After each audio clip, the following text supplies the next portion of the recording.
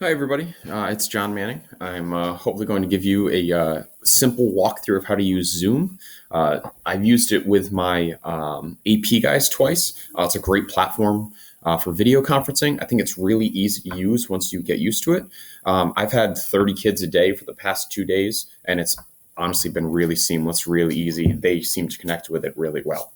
Really, the only thing it requires on your end is a mic, whether it be an internal mic or an external one that you wear with headphones, and some kind of video feed on your computer. Whether you need a webcam, most of the new laptops and desktops already have them built in, so it really shouldn't be an issue. But we're going to start. We're going to go to zoom.us for those of you who have never used it before. You'll have to register, create an account, do all those kinds of things. You can just use your Hendricken email if you want. And what you're going to start by doing, this is the web, the address that you'll get. You're going to go to host a meeting with video on.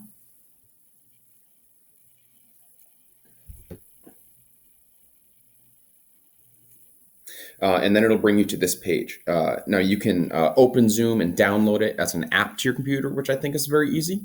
Or the other route, if you already have it, if you go down to the search bar here and you type in Zoom, then press Start Zoom, and it'll open the app for you.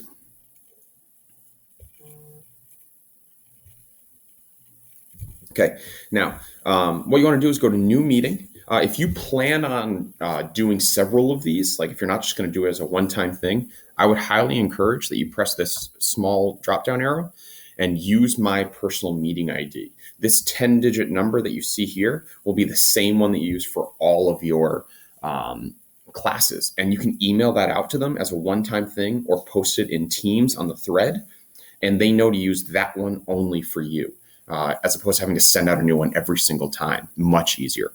If you follow the arrow and go down to PMI settings, if you want, you can create a password. I do for my AP guys just to limit, make sure I only have them involved in it. You want to be sure to check host on for video. Participants should be on as well if you want to show a video feed of yourself and of them. For audio, I just go to the default, which is telephone and computer audio. Then if you click on advanced options here, if you want to get a little further with it, I would highly encourage that you check off this where it says mute participants on entry. And I would say that because when kids start joining, you're going to get all the background noise of them breathing and the dogs barking and music playing.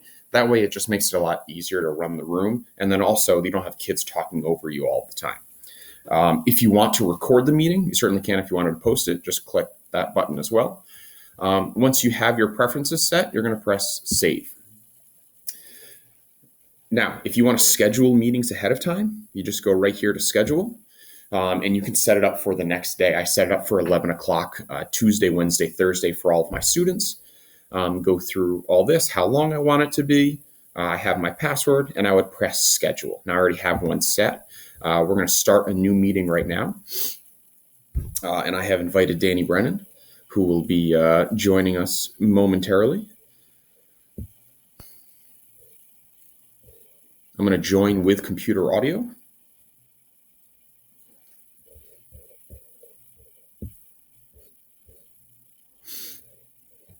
And Danny should be joining any minute now.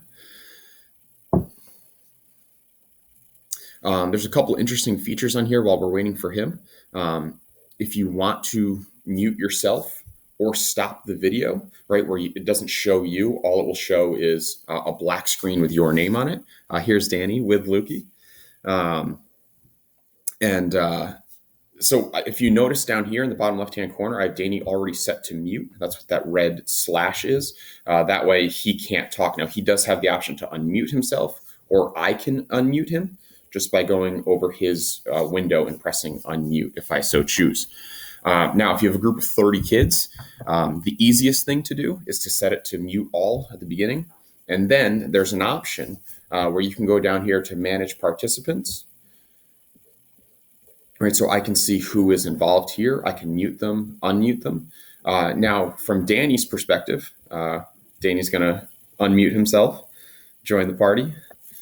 You guys calling? And Danny's going to walk you through there's a feature where kids can raise their hand, and then you can call on them. So what you're going to want to do is the way that you're looking at it, there's going to be a bunch of things on the bottom. There's buttons that say invite, participants, share screen, chat, record, and reactions. Those are at the bottom of your video screen. If you click where it says chat, all right, there's a couple different things you can do there. Sorry about that. Excuse me. If you click on participants, my mistake right there. If you click on participants, all right, right there, it'll show you Danny Brennan, John Manning. There's a button that says mute me, and there's one that says raise hand. So I'm going to click on the button raise hand, and then a little bit of blue or hand is going to show up, all right, under mine, and you'll see it on John's end as well, all right. So then John can choose to either call on me or he knows that I have something to say. Now, if I click on it and I don't want to have it anymore, like I realize that it's just a bigger issue, there we go, that I don't want my hand up, you can just simply click lower hand as well, all right, and then it takes down as well. So John can do it from his end. The teacher can lower your hand, you know that you're calling on that kid, or if the student has something, they can speak for their end as well. So that's under participants. And like Danny said, if a kid has a question and he presses raise your hand, it'll show up here. Once I've answered the question, I can press lower your hand. That way I know that question's been answered and I can move on to the next thing. A cool feature here is chat as well, that you can have setting up on the right-hand column of your screen. You will see a chat, and it's a live feed chat. So if kids have questions, they can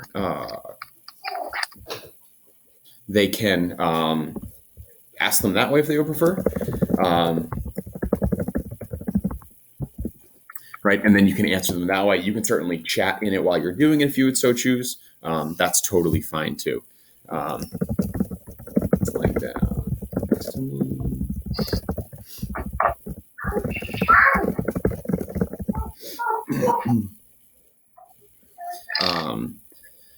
If you wanted to record the whole thing, you can do it here. If you want to stop video again, you can certainly do it this way.